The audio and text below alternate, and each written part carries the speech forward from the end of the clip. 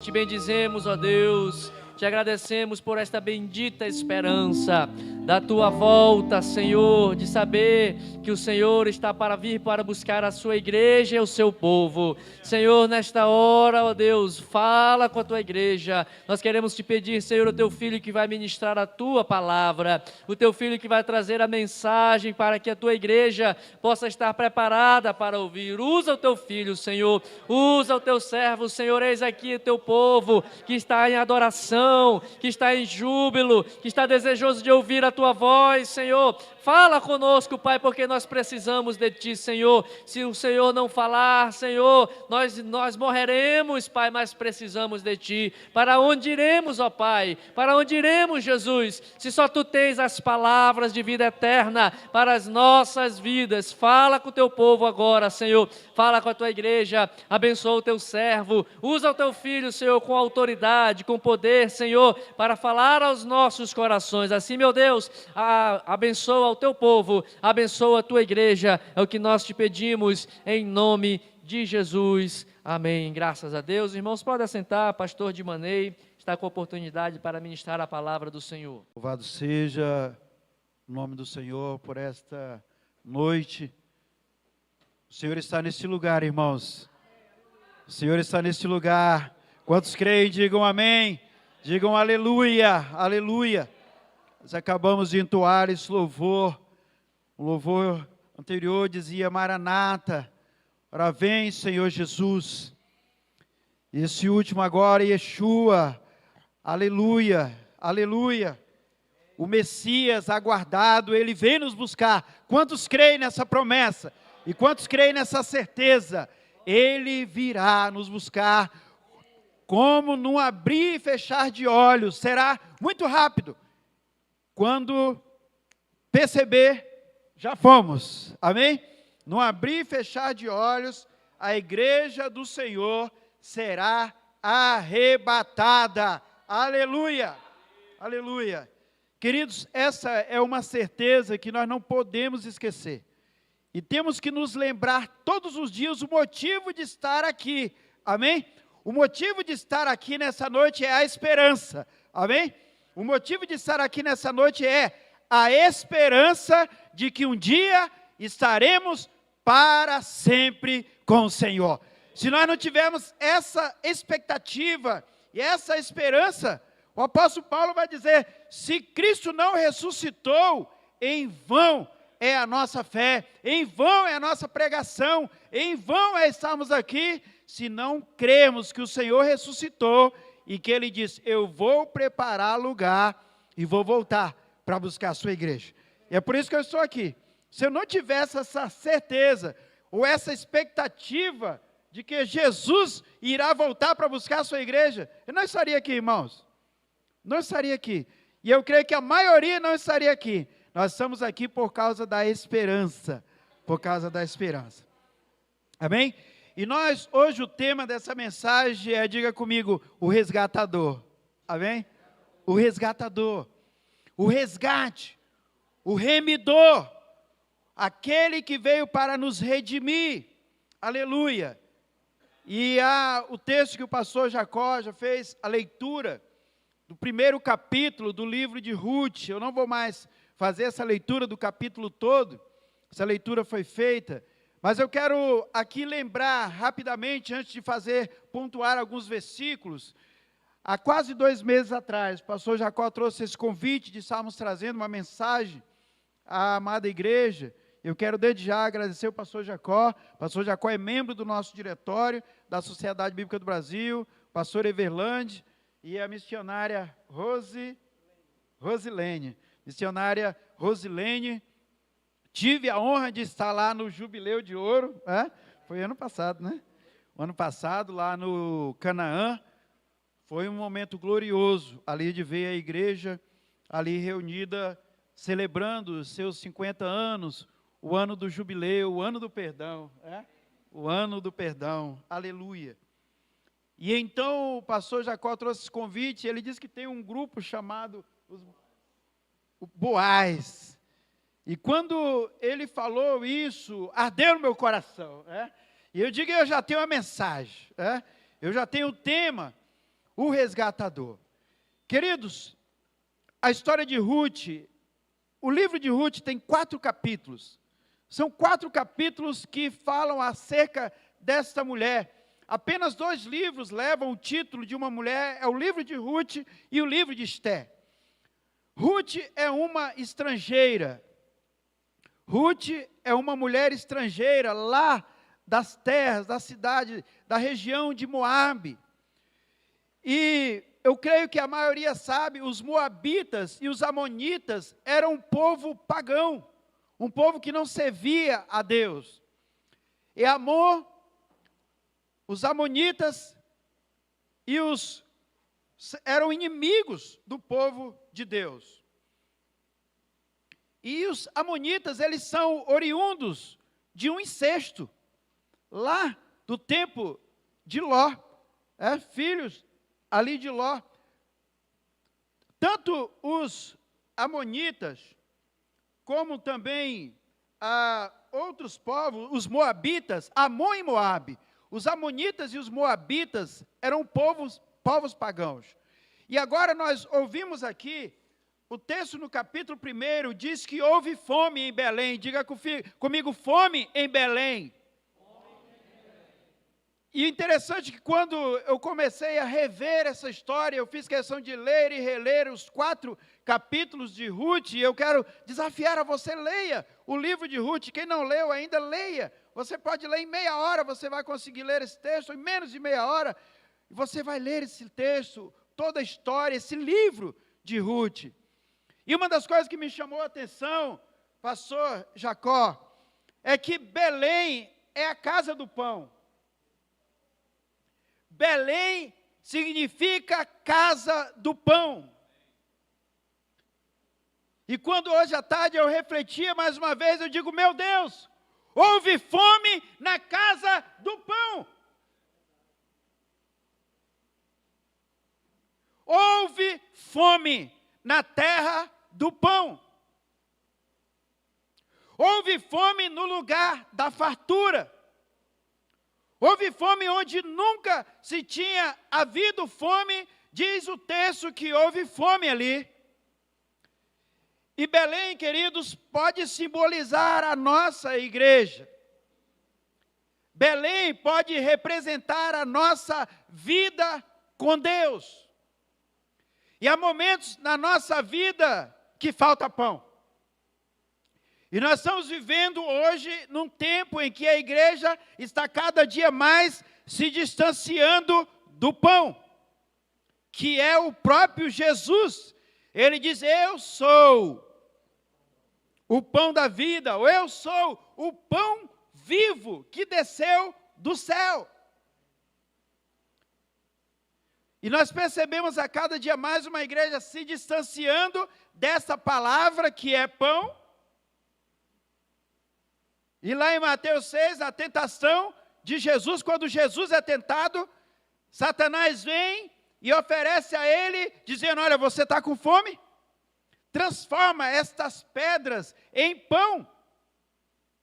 E Jesus disse então, respondeu Jesus, nem só de pão viverá o homem, mas de toda palavra que procede da boca de Deus. E eu quero perguntar nessa noite, a primeira coisa, como você está de pão? Você tem sido alimentado? Você tem se alimentado deste pão? E nós percebemos que algumas pessoas parecem que já estão fartas. Quando nós percebemos uma ausência na escola dominical, aqui ainda tem escola dominical? Aleluia, glória a Deus. Porque a escola dominical, eu sou de tradição metodista. Nasci e cresci na igreja metodista, formação metodista. E as igrejas históricas, elas lutam hoje para manter, e eu esse ano, né? Esse ano eu assumi a coordenação da escola dominical aqui na igreja, no bairro São Jorge, onde eu congrego, nossa igreja sede, junto com o pastor Tavares. E a escola dominical é um grande desafio, não é, missionário? Para nós hoje. Para os metodistas, para os batistas, para os presbiterianos, para as igrejas históricas, para as Assembleias de Deus. Porque as pessoas não querem mais comer pão. não querem mais se alimentar, estão fartas de quê? De outras coisas. Não é fartas de pão, são fartas de outras coisas, de farelos. Eita glória! Aí lembra do filho pródigo.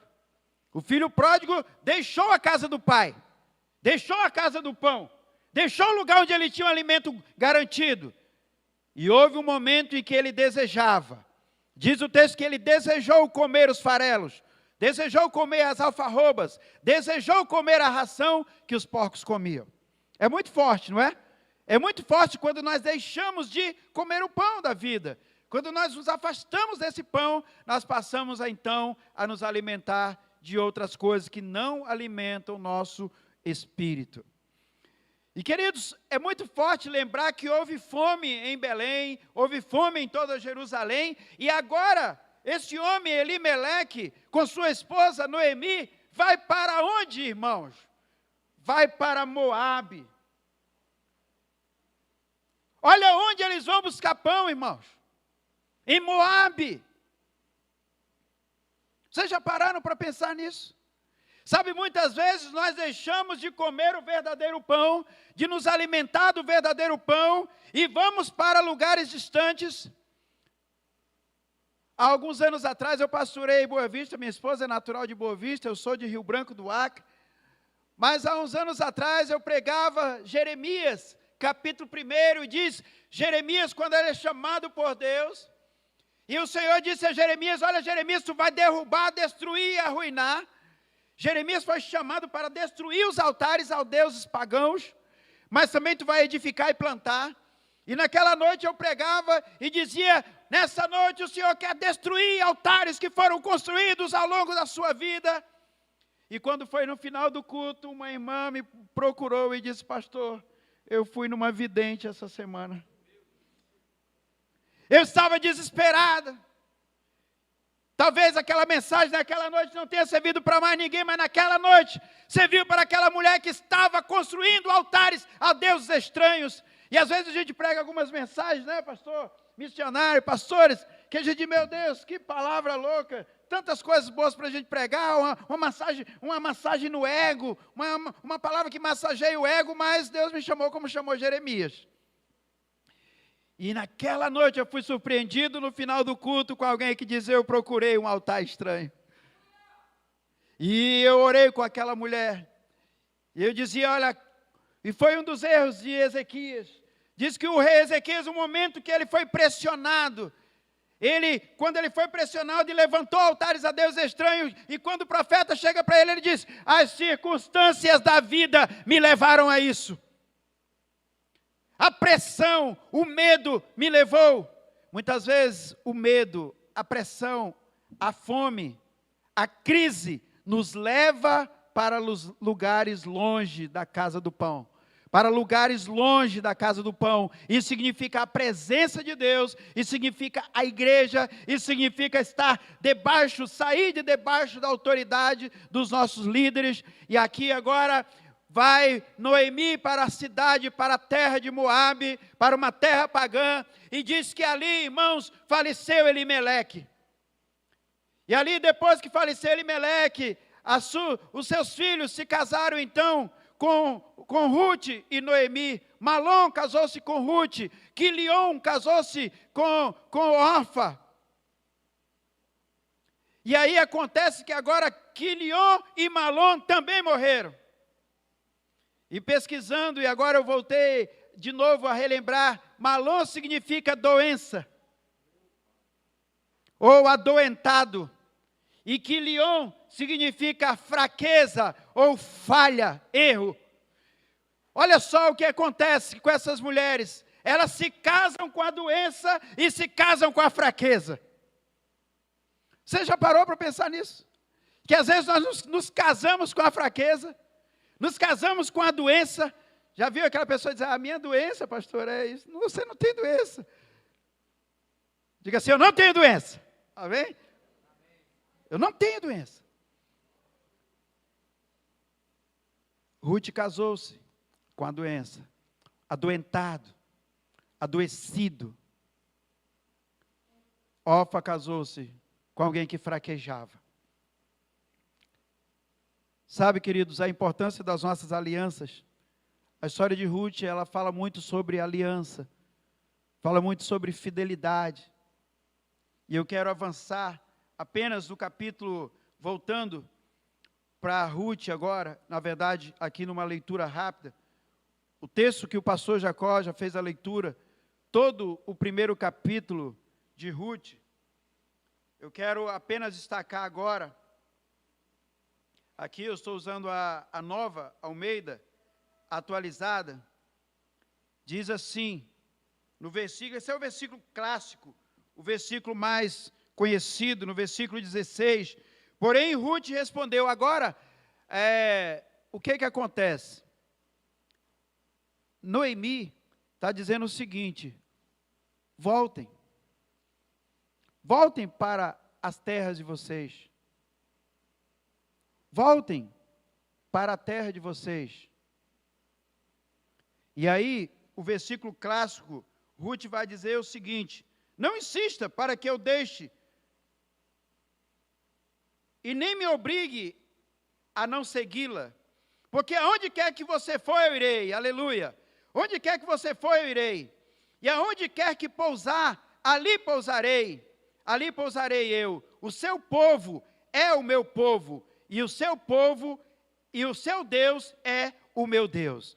Queridos, há um paralelo entre Ruth e Esté, que eu achei muito interessante, estudando um pouco, e os biblistas aqui, nessa Bíblia de estudo, diziam o seguinte, Esté é uma judia que é usada por Deus numa terra estranha. E aqui agora nós temos uma estranha ou uma estrangeira que é usada para abençoar Israel. Amém? Agora nós temos uma estrangeira que é abençoada, é usada para abençoar o povo de Deus. Nós tivemos uma mulher que pertencia ao povo de Deus, que foi para uma terra distante e abençoou aquele povo. E agora temos uma mulher que é estrangeira e vem agora para Belém, acompanhando sua sogra Noemi, e ela agora está na história e passa a fazer parte da genealogia de Jesus. Essas mulheres, Ruth e a Esther, são mulheres destaque na Bíblia. E lembrando aqui de Raabe, que Raabe era uma prostituta e também está lá na genealogia de Jesus. E o que eu quero dizer com isso?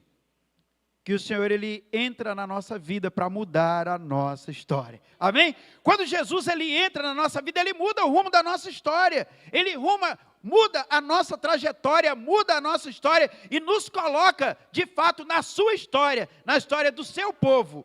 Agora, essa mulher que, a partir de um pacto de fidelidade, Deus muda a sua história. Havia uma lei no povo de Israel chamada Lei do Levirato. E eu quero ir com você lá para o livro de Deuteronômio, capítulo 25. Vou ler apenas um versículo.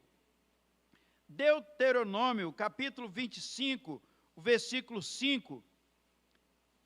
Fala assim, versículo 5. Se dois irmãos morarem juntos e um deles morrer, sem ter filhos, a mulher do que morrer não se casará com um estranho, alguém de fora da família. O seu cunhado a tomará e receberá por mulher, e exercerá para com ela a obrigação de cunhado. Então a lei, eu estava vendo, essa não é uma prática mais vivida pelo povo de Israel, mas durante muito tempo essa era a prática. Por isso que lá na frente os discípulos vão perguntar a Jesus, olha, essa mulher teve 7 maridos. Quando agora os 7 maridos morreram, e agora morreu e se ela morrer, ela vai ser mulher de qual dos 7? Eles queriam pegar Jesus, Queriam pegar Jesus. Jesus disse, olha, lá no céu, nem se casam e nem se dão em casamento. Aleluia, amém? Então essa mulher não vai ser mulher de nenhum deles. Pela lei do levirato, eu tenho 5 irmãos homens, na verdade, 4 irmãos homens, comigo 5. O meu irmão mais velho é o Nabor. Então, muito prático. se Nabor morresse, pela lei do levirato, em tese eu teria que me casar com a Davina.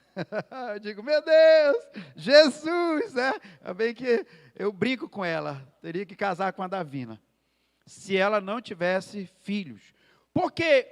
Por que isso? Isso garantia a posse da terra, isso garantia a continuidade da descendência daquele que faleceu, e o seu filho primogênito, ele levaria não o meu nome, mas o nome do Nabor.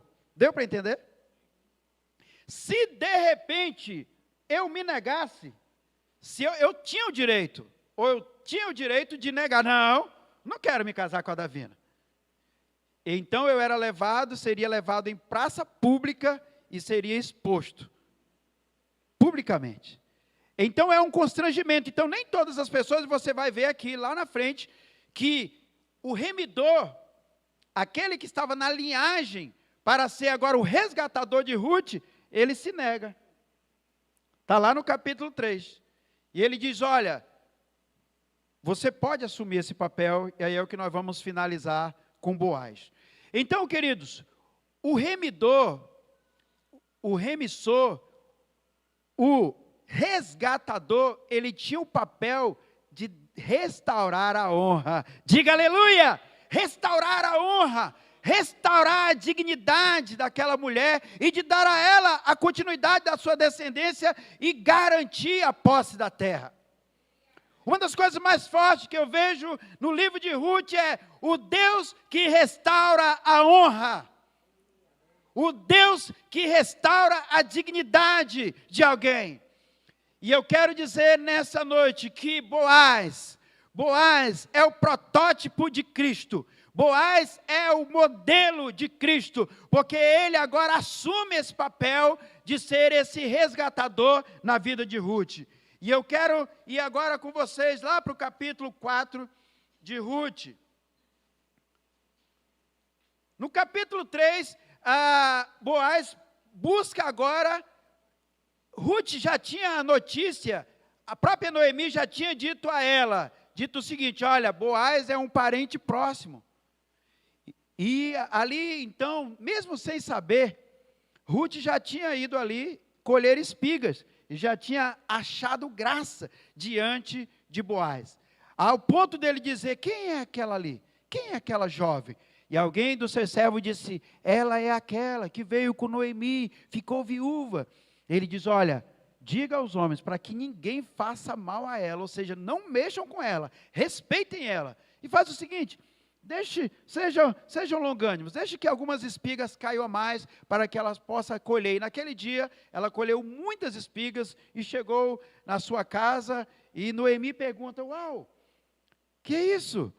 Quantas espigas? Ela disse, eu fui até uma terra, de um homem generoso, e ali ele me deixou colher espigas. E ela então diz, olha, Boaz é um parente próximo, você tem que se casar com ele. Ele deve ser o seu marido, ele será o seu resgatador. E pela regra, havia um parente mais próximo, o texto não relata o seu nome, mas aqui diz então, no capítulo 3, que Boaz procura esse homem, mas ele diz, olha, eu não vou fazer esse papel não, faça você mesmo, porque eu quero garantir aqui a minha descendência, não quero ter problemas aqui com a minha descendência. Então, está no capítulo 3, agora no capítulo 4, Boaz foi até o portão da cidade, e sentou-se ali, e eis que o resgatador do que Boaz havia falado, ia passando, então ele o chamou, ó fulano, viu, não diz o nome, ó fulano, vem cá, chegue até aqui e sente-se. E ele diz, Boaz, ele diz e foi e se sentou. Então Boaz chamou 10 homens dos anciãos da cidade e disse, sente-se aqui. No versículo 4, então resolvi informá-lo disso, a dizer a você, cumpre essas terras na presença dos que estão sentados aqui e na presença dos anciãos do povo. Se você quer resgatá-la, faça isso. Se não, diga, para que eu saiba. Porque não há outro, diga comigo, não há outro que possa resgatá-la a não ser você. E depois disso, eu. Então ele respondeu, eu vou resgatar essas terras. Boaz, porém, lhe disse, No dia em que você receber essas terras da mão de Noemi, também terá que receber Ruth, a moabita, já viúva, para perpetuar o nome do esposo. Então ele disse: nesse caso, não poderei eu fazer. Então agora esse resgatador, que o texto não diz o nome, ele diz: eu não posso fazer, faça você mesmo. Queridos, eu quero fechar com vocês, aqui em Ruth, o capítulo, mais na frente, ainda no capítulo 4, versículo 13. Assim, Boaz recebeu a Ruth, e ela passou a ser a sua mulher, e ele teve relações com ela, e o Senhor concebeu a ela, que ela ficasse grávida, e tivesse um filho. Então as mulheres disseram a Noemi: bendito seja o Senhor, que não deixou hoje de lhe dar um neto, que será o seu resgatador, que o nome dele venha a ser famoso em Israel. Nele você terá renovação da vida e consolo na velhice. Então, pois a sua nora que ama você o deu à luz, e para você ela é melhor do que 7 filhos. Noemi pegou o menino no colo e passou a cuidar dele. E as vizinhas lhe deram o nome dizendo: nasceu o filho para Noemi, o seu nome é Obed. Amém? Aleluia. Queridos, Deus mudou a história de Ruth e colocou ela na sua genealogia. Eu quero, quantos aqui nesta noite já foram resgatados pelo poder que há no nome de Jesus? Se nessa noite há aqui alguma pessoa que ainda não foi resgatado, ou seja, se você ainda não aceitou a Jesus como Senhor e Salvador da sua vida, eu quero convidar você nessa noite a dar um passo de fé. Essa noite nós estamos diante do resgatador, aquele que resgatou a minha vida, aquele que resgatou a sua vida, aquele que nessa noite é aquele que quer devolver a honra e a dignidade para cada um de nós. Se você de repente aceitou a Jesus como Senhor e Salvador da sua vida, mas por algum momento se afastou, se em algum momento a sua fé esfriou e nessa noite você gostaria de se reconciliar com Jesus, eu quero convidar você a dar um passo de fé. Quero desafiar você a vir até aqui à frente, e os pastores estarão orando por você. Há alguém aqui nessa noite que ainda não entregou a sua vida a Jesus, que gostaria nessa noite de ter um encontro com esse resgatador? O encontro que Ruth teve com Boaz mudou a sua vida e a sua história. E aqui nessa noite está agora alguém que é maior do que Boaz. É o nosso próprio Deus, o próprio Jesus Cristo. Ele é o verdadeiro remidor dos nossos pecados, o resgatador da nossa honra, o resgatador da nossa dignidade, aquele que pode mudar a minha vida, a sua vida e a sua história. Eu quero convidar você a se colocar de pé, para que nós possamos estar orando. Há alguém aqui nessa noite que ainda não entregou a sua vida a Jesus e gostaria de fazer isso nessa noite? Se não há, quero convidar você a colocar a sua mão no seu coração, e que você, queridos, através dessa mensagem que foi ministrada hoje, o desafio para você nessa noite é que você também torne-se um resgatador, que você possa resgatar a honra de muitas mulheres, de muitos jovens, de muitas crianças, de muitos adolescentes, de pessoas que estão aí na rua, de pessoas que estão morando na rua, mendigos, algumas pessoas que estão nos hospitais essa noite, precisando de uma oração de resgate que toda a fraqueza, assim como Quilion e Malom, que eram doentes, que eram fracos, que eram errantes, mas o Senhor nessa noite quer tirar do meio de nós a doença, o Senhor quer tirar do meio de nós a fraqueza, o Senhor quer tirar do meio de nós os erros e as falhas, e o Senhor quer restaurar a dignidade, o Senhor quer restaurar a honra e o prestígio de você. Talvez você esteja, talvez há pessoas aqui nessa noite endividadas, talvez pessoas aqui nessa noite que estão talvez com seu crédito impossibilitado de fazer compras ou de fazer algum negócio. Talvez você foi desonrado na sua casa ou desonrado na sua família, como foi essa mulher chamada Ruth. Mas nessa noite o Senhor está neste lugar e Ele quer restaurar a tua honra, o Senhor quer restaurar o teu nome, o Senhor quer te devolver para o meio, para o seio da tua família e mudar a tua história e te colocar no livro dos livros, que é o livro da vida. Senhor, em nome de Jesus, Em nome de Jesus, ó Pai, nós queremos te louvar, exaltar e glorificar o teu nome nessa noite, pela tua palavra, por essa história, Senhor, que não é apenas uma história com H minúsculo, mas é uma história, Senhor, com H maiúsculo, de uma mulher honrada, de uma mulher fiel, de uma mulher trabalhadora, Senhor. Ah, Senhor, Ruth foi vista quando ela trabalhava, Ruth foi vista quando ela colhia espigas, e ela achou graça diante do resgatador. Senhor, enquanto nós trabalhamos, o Senhor nos vê, enquanto nós labutamos, o Senhor nos vê. O Senhor tem visto o nosso trabalho, o Senhor tem visto as obras das nossas mãos, e queremos essa noite, Senhor, que o Senhor venha restaura a alegria, assim como o Senhor fizeste com Davi. Davi disse: Senhor, restaura a alegria, devolve-me a alegria da tua salvação. Senhor, devolve a credibilidade, devolve, Senhor, a firmeza no coração dos teus filhos e filhas, devolve nessa noite a paixão missionária, restaura o primeiro amor. Senhor, o que nos falta nessa noite, que tiver em falta nessa noite, Senhor, que precisa ser resgatado nas nossas vidas, que precisa ser restaurado na nossa vida. Senhor, Ruth precisava ser restaurada a sua dignidade, Ruth precisava ser honrada, e o Senhor restaurou a honra, restaurou a dignidade, deu a ela uma família. Senhor, se porventura pessoas aqui nessa noite, precisando, seja qual for a área, de uma restauração, que o Senhor venha restaurar, restaura, restaura. Tu és aquele que muda a nossa sorte. Tua palavra diz: Tu és aquele que muda a nossa sorte. Em nome de Jesus. Amém. Amém.